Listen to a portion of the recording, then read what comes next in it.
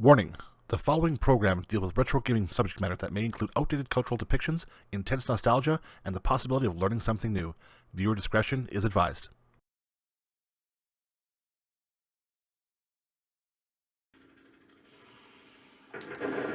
So there I was, playing some Sega Genesis. And then I looked down to see something out of the ordinary on my game box.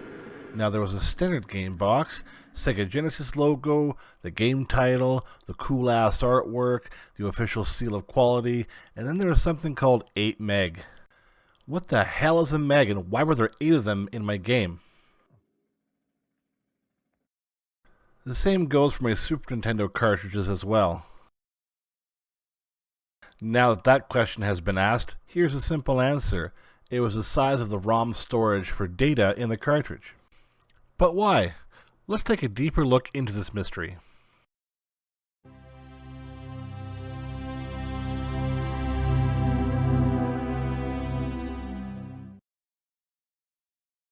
I couldn't find the reason that publishers put this on their game boxes, so I am merely speculating at this point. But it kind of makes sense. If anyone knows the real reason, leave it in the comments below. Back in those days, kilobytes and megabytes were common terms when discussing data storage. It was common to say that my computer had 640 kilobytes of memory, or I have 2 megabytes of RAM. So publishers added the size of the cart on the box in hopes that it enticed people to buy the game? I don't know. So they advertised the size of the cards on the retail box. Now, in some cases, using 128 kilobytes or 512 kilobytes seemed too large and odd. And you couldn't use megabyte for obvious reasons. So megabits were used, shortened to megs.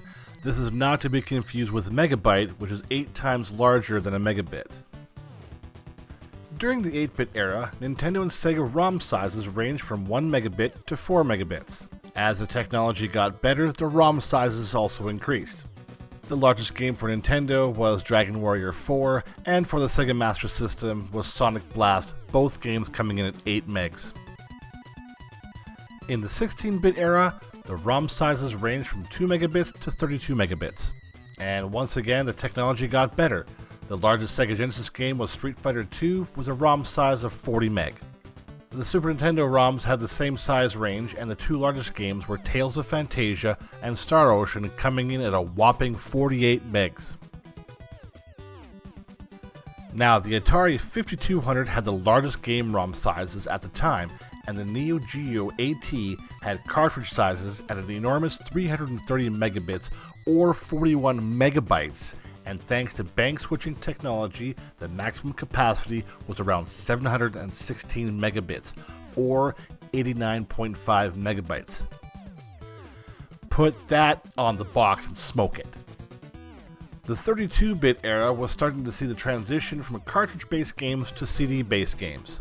And at this point, the size of the cart was no longer printed on the boxes and was no longer an advertising point for developers. Or so I think.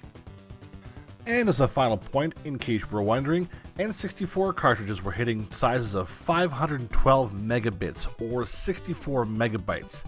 So you can see that CDs were pushing 6400 megabits, and that just looks ridiculous on a game box.